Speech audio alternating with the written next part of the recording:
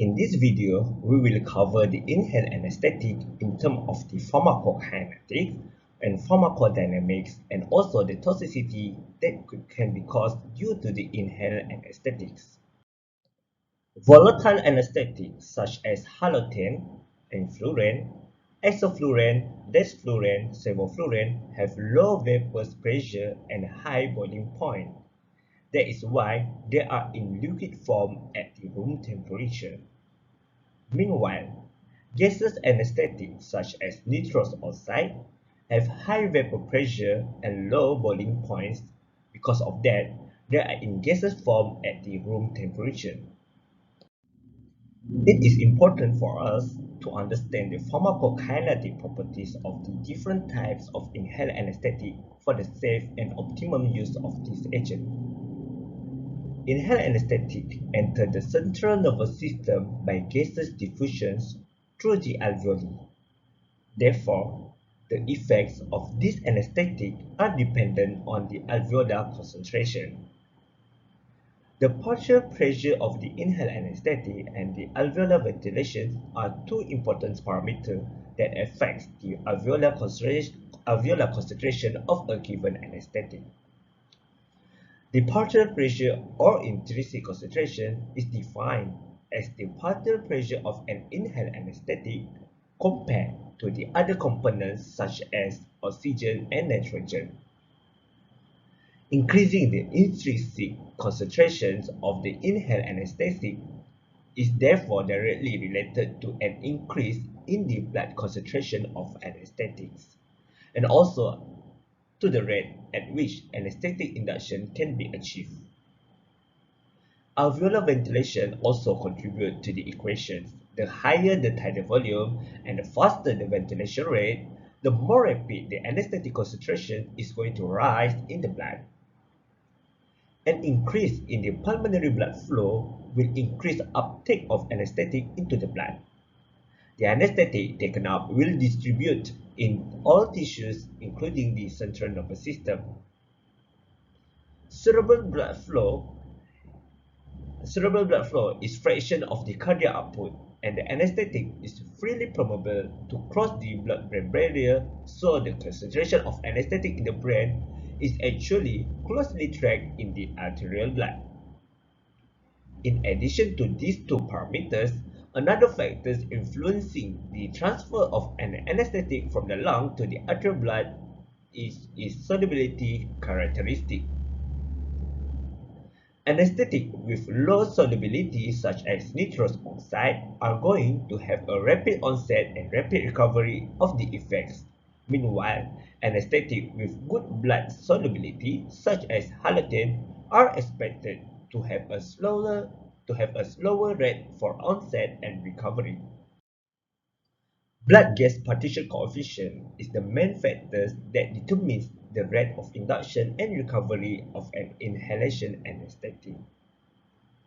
The lower the blood gas partition coefficient, as stated here, such as nitrous oxide and desflurane, have fastest in the induction and recovery. A blood gas partition coefficient of 0.46 for nitrous oxides means that at the equilibrium state, the concentration of nitrous oxide in the blood is 0.46 times the concentration in the alveolar space. Meanwhile, the oil gas partition coefficients measure the fat solubility, determines the potency of an anesthetic, and also influence the kinetic of its distribution in the body.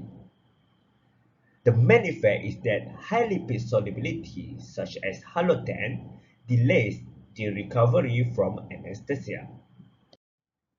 As mentioned previously, the highest the blood gas partition coefficients, which represent the high blood solubility, will slowing the induction and recovery of the anesthetic. Ratio of alveolar concentration over inspired concentration, or also known as FA over Fi, which F8 over Fi that approaches 1, it shows the anesthetic in the equilibrium state. The faster the Fa over Fi of anesthetic to approaches 1, the faster anesthesia will occur during an inhaled induction.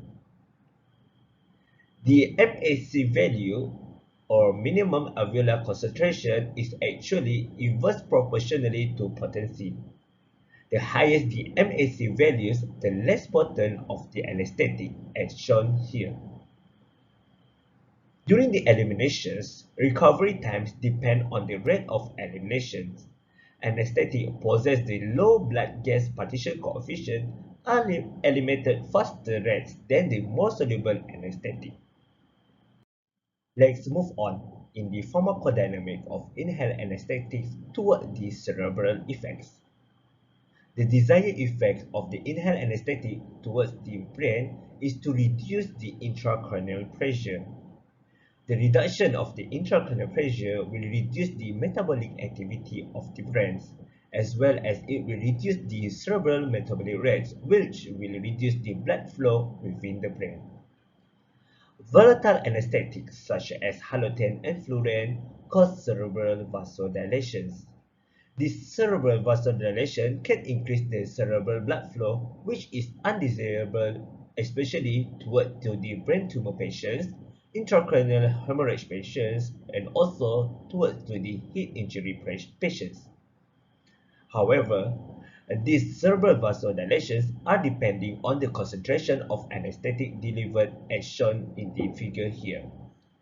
For the MAC value within the 0.5, it shows that the reduction in the cerebral metabolic rate are higher than the vasodilation, which our outcome is the reduction of the cerebral blood flow. Meanwhile, for the MAC values of more than 1.5, it shows that the cerebral vasodilation effects are more than reduction in the cerebral metabolic rate. Thus, the cerebral blood flow will be increased. However, this effect can be attenuated through the hyperventilation or combined with other agents such as intravenous anesthetic.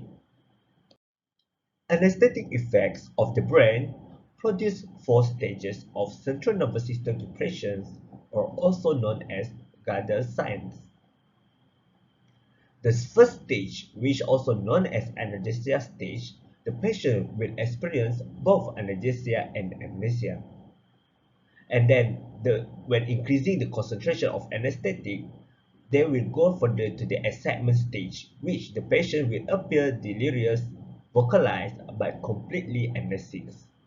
We can monitor the heart rate, blood pressure, and respiratory rates.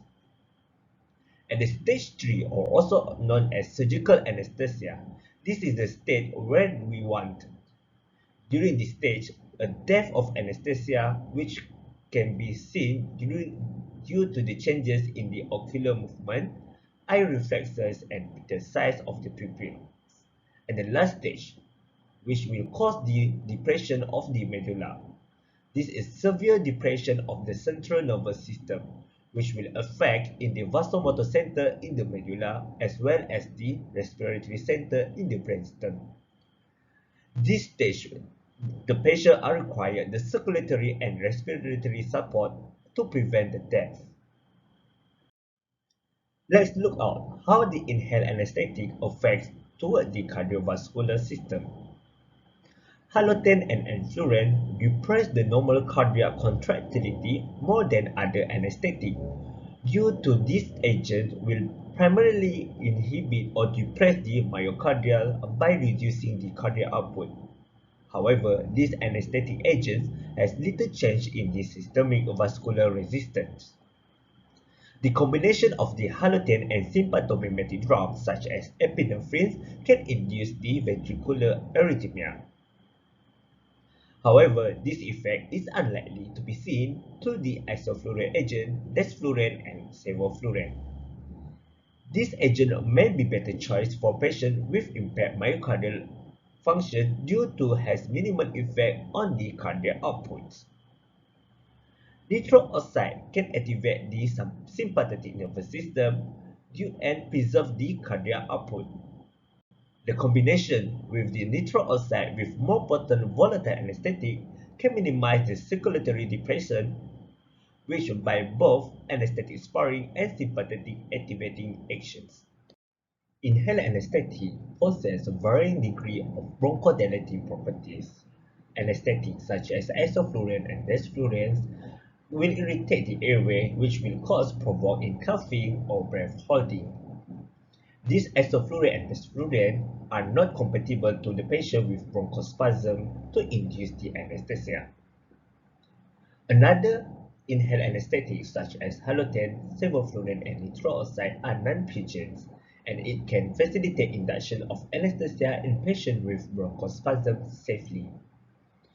Volatile anesthetic can cause respiratory depression besides the apnea and depress the mucociliary function in the airways. Let's move to the last part of the inhaled anesthetics, which is the toxicity. Inhaled anesthetic can cause several types of toxicity such as nephrotoxicity, hematotoxicity, malignant hyperthermia, and hepatotoxicity depending on the agents. Enflurane and sevoflurane can cause nephrotoxicity because of the nephrotoxic fluoride ion that present in the compound. Nitrous oxide can cause megaloblastic anemia due to decreasing the methionine synthase activity. Meanwhile, the volatile anesthetic and also the depolarizing master relations such as succinylcholine can cause the malignant hyperthermia. This malignant hyperthermia can be found due to increasing free cytolic calcium concentrations. However, this can be treated by dantrolene. This drug, dantrolene, will reduce the calcium release from the sarcoplasmic reticulum. There is small incident cases for patients exposed to the halothane will develop the severe hepatotoxicity.